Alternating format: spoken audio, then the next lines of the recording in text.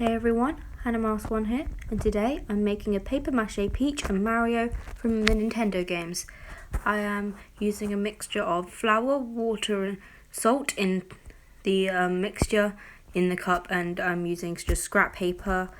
I'm sorry about the very dodgy lighting in this. And here I am sculpting the head for Mario, which I'm doing first. It's not overly important that you have every single detail perfect. It's just that you need to have the general idea and the rest will be carried across in the paintwork. First, I am making sure I need to have the bulbous nose, the eyebrows, the rim of the cap, especially for Mario, but I'm also indenting the eyes. I'm using my felting tool to really get the details in, as it's able to make very thin, sharp lines. And you will notice in the video I do keep going out of frame. I'm sorry about that. It's not great, but it's about as good as I could do. And you see that I'm just keep going back in with my needle, making little changes. And at this point here, it won't look perfectly like the character. Like you might, as long as you can see what you're going for, you don't need to get it too detailed. And here I am sculpting the shoulders and the neck. And I'm not doing the full body. I'm just doing from the shoulders upwards, like almost like a bust sort of thing. And I'm completely out of frame again. And sorry about that. Yeah. So I am just sorry. I am just doing the shoulders and just combining it with the head at this point to make sure that there is one piece. Just keep going back and forth, connecting them, adding in the finer details, making it seamless, making sure the straps of the overalls look correct. And I now shape out the arms, which just a small balls of paper mache, which I then just attach to the Mario character. Do the same on the other side, and sudden camera position shift. This is the model that I have for Mario. As you can see, it doesn't look totally like Mario, but you can get the general idea across from this. So I think this is good enough and very cute. So I now can start on the paint job. I first do a very light white base coat. I know it already looks white, but there is a yellowish tint to it, which I do want to get rid of before I start the official paintwork, because I have found that really does help the colour stick. And white is very opaque, so it really helps to have that, and the colours stick better to a white base than they do the others. I'm using an old fidget spinner to dry it on, which is broken, so that's what I use. And I'm starting on the red for the sleeves, and making sure to get all the little details. It doesn't have to be super neat, because I can cover it over with the blue in a minute, but for now I just have to try and build up that colour, make it look super opaque. And I am just going back and forth, doing coat after coat, just to try and get the colour right. Now I'm starting the blue denim on the overalls, and I am just going to try and making sure I get all the way around, making sure I do the bottom, the sides and the back, and making sure to get it over between the arm and the head, which was very fiddly. I had to use take a lot of patience and just make sure I didn't mess everything up.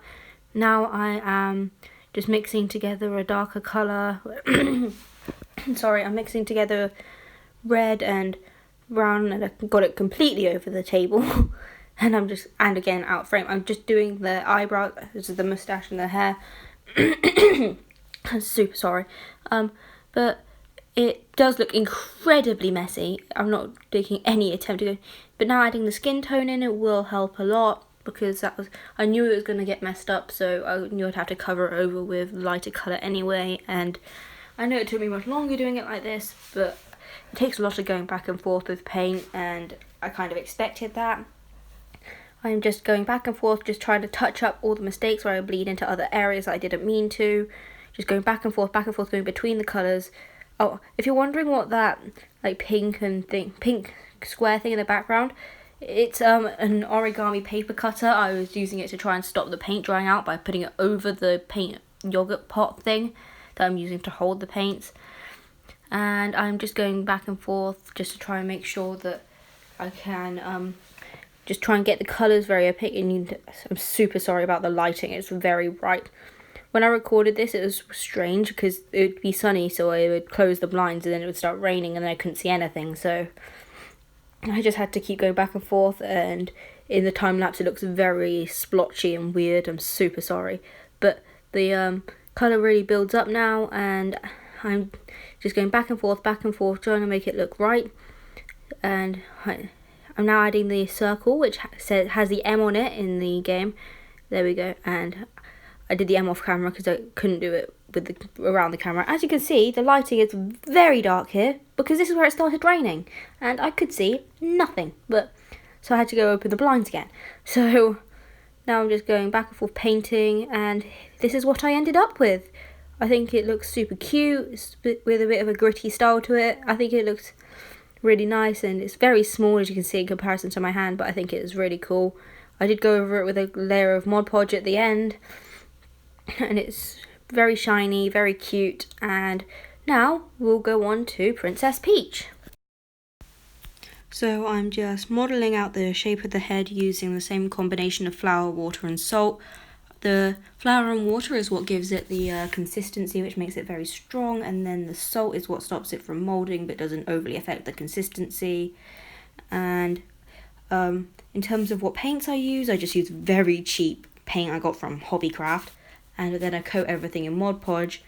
If you are going to use Mod Podge after a paint job, you have to be careful not to touch it while the Mod Podge is still wet, because you risk pulling off all the paint, which I speak from experience. Oh, and here I'm just making sure that there's, just using the paper to create details. I have to do a crown for her, which I found very difficult.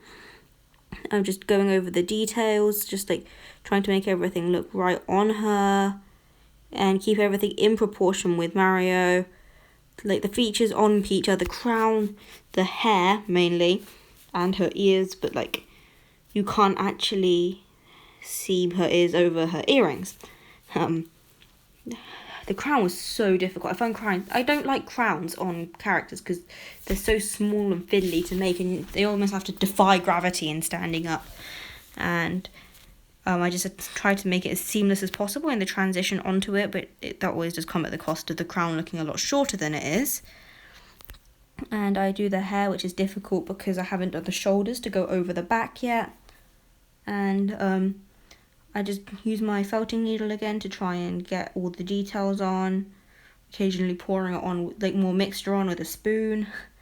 And I'm completely out of frame again. I did move the camera to see if it helped keep me in frame. It didn't. I just need to pay more attention to it, because when I'm crafting I tend to forget that I'm recording. That's just a thing that will come down with practice, I think. Peach's face was so hard to mould the details on because a lot of her main features, unlike Mario, come more in the colour than they do in the shape. On Mario, there's a big bulbous nose and the large moustache, but on Peach you have to do everything through colour. She has a tiny nose and her lips are very small, but her eyes are what really give her characteristics, which you do through paintwork because you have to get the large whites of the eyes. You can see here I actually just pour the liquid onto the table because the paper absorbs it. It doesn't make too much mess. I've done the shoulders and puffy sleeves. I try doing a neck, but that kind of fades into the hair. Doesn't really have a huge effect in the end. I'm building up the hair down the back of the costume that she's wearing, and now I'm just trying to seamlessly merge them together, which is very difficult because her head keeps moving and trying to fall off.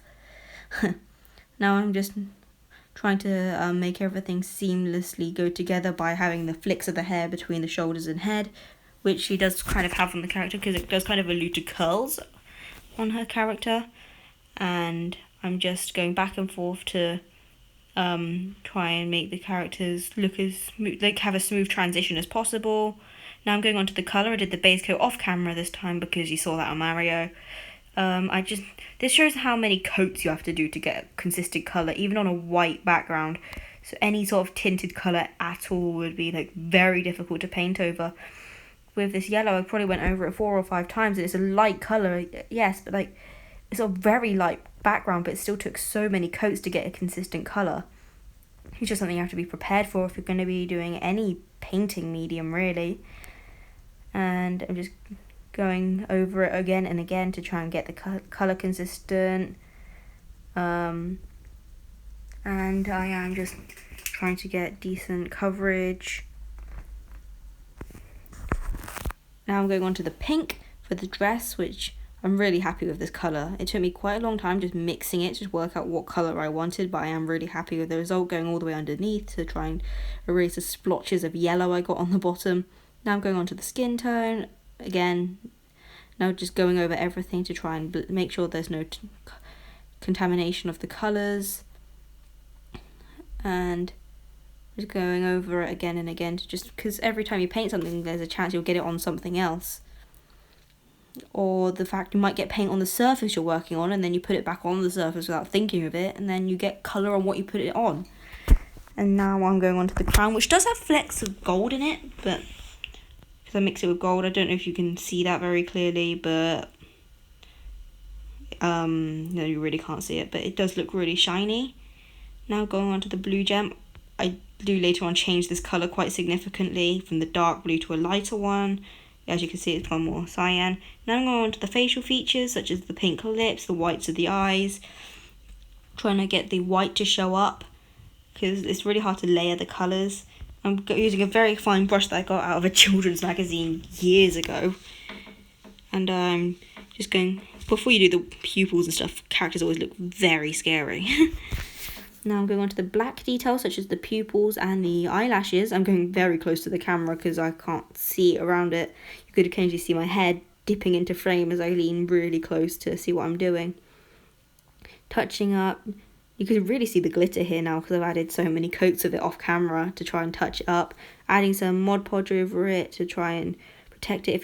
Remember, if you're using Mod Podge, do not touch it until it's dry. I can't emphasize that enough, because there's been more times than one where I have had to repaint something just because I touched it when the Mod Podge was still wet and torn off all the colour.